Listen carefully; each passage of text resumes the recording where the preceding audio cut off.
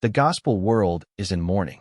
Mama Mosie Burks, the electrifying voice and heart of the Mississippi Mass Choir, has passed away at the age of 92. But what happened during her final days and the tribute at her funeral? It left even the strongest voices in gospel trembling. Stick around, because this farewell was unlike anything we've seen before.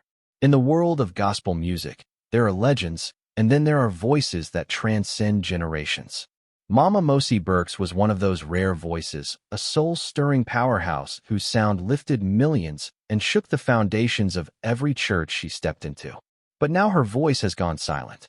At 92 years old, Mosie Burks passed away, leaving behind not just a rich legacy of music, but a profound spiritual imprint that will echo through time.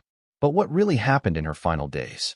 How did the Mississippi Mass Choir, the group she helped turn into a global gospel force, say their final goodbyes? And what happened at her funeral that moved even the hardest hearts to tears? In this video, we're diving deep into the life, death, and unforgettable farewell of Mama Mosie Burks, revealing stories that fans never heard, honoring the woman behind the voice, and taking you inside the emotional moments of her final tribute. You won't believe who showed up. You won't believe what was sung. And you definitely won't want to miss what her last message to the world was. This is where it gets powerful. This is where her true legacy begins. Before we mourn her death, we must celebrate her life. Because Mosie Burks, affectionately known to the world as Mama Mosie, wasn't just a singer. She was a vessel, a living testimony wrapped in joy, praise, and fire-filled gospel. Born in 1931 in the heart of Mississippi, Mosie Burks came from humble beginnings. Raised in a large family with deep roots in the Black church, she discovered early on that her voice wasn't just a talent. It was a gift, a spiritual weapon, something that could bring grown men to their knees and make church pews shake with the sound of deliverance. She sang through pain, poverty, and the civil rights movement. Her voice became a tool of resilience. Even before she joined any major choir, she was already a star in her local congregation, leading Sunday mornings with soul-soaked hymns that touched heaven. But it wasn't until the Mississippi Mass Choir came calling in the late 1980s that the world truly met her.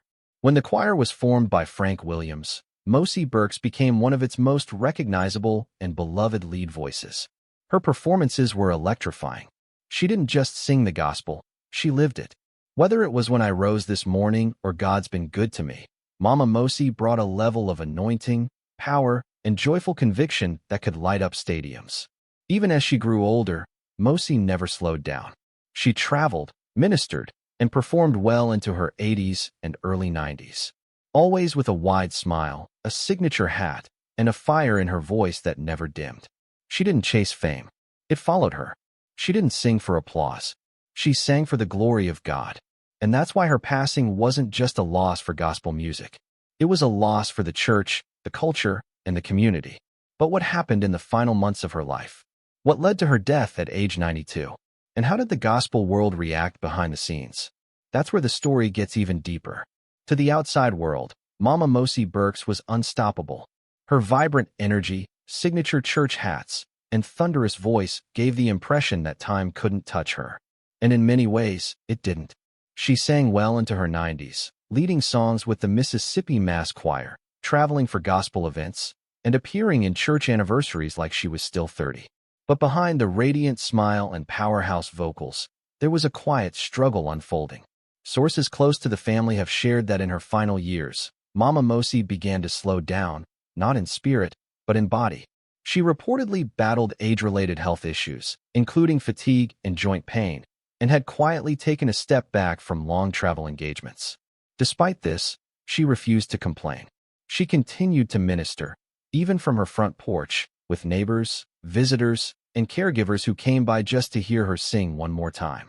One church member from Jackson, Mississippi, shared, even when she couldn't walk very far, she'd sit in a chair and sing.